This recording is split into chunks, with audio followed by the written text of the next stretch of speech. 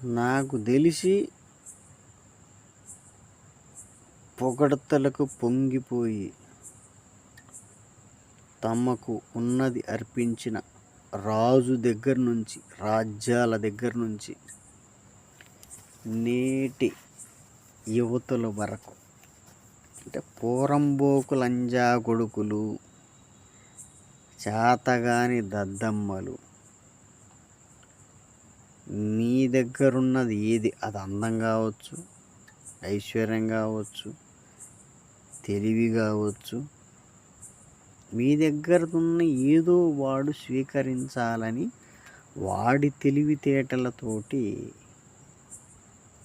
మీకున్న వీక్నెస్ పొగడతలు పడిపోయిన వాడు అప్పుడు రాజ్యాలు పాలించినటువంటి రాజుల దగ్గర నుంచి ఇప్పటి వరకు ఎవ్వడు కూడా వృద్ధిలోకి వచ్చినట్టే లేదు. మేబీ అప్పటికైతే ఉండొచ్చు, but what I'm trying to saying is పొగడ్తలకి పడిపోయినంటే వాడంతా, అంటే అమ్మాయిలు కావచ్చు అబ్బాయిలు కావచ్చు, సేమ్ ఉండదు. లిటరల్గా ఈ యవ్వన దశలో ఉన్నటువంటి 16, 17, 18,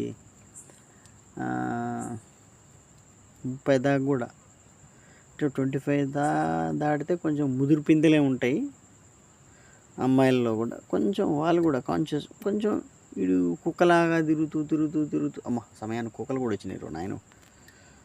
ఒక్క నిమిషం. కుక్క, ఈ ఆడ కుక్క ఎమ్మటి ఈ మగ కుక్క తిరిగినట్టు ఈడి ఎమ్మటి నా అమ్మాయి ఎమ్మటి, ఈ అమ్మాయి ఎమ్మటి ఈడు తిరిగి ఒకటికి 100 సార్లు తిరగడం వల్ల, ఇన్నిసార్లు తిరుగుతున్నా అంటే నీకు కాన్షియస్ ఉండదా, లేకపోతే జాలి చూపిస్తున్నావా, జాలి వల్ల అది ప్రేమ అనుకుంటున్నావా, ప్రేమ వల్ల కల్లా ఇన్ఫాక్చుయేషనా, బొచ్చో ఏదో ఈ అంగ్రేజీ పదాలు.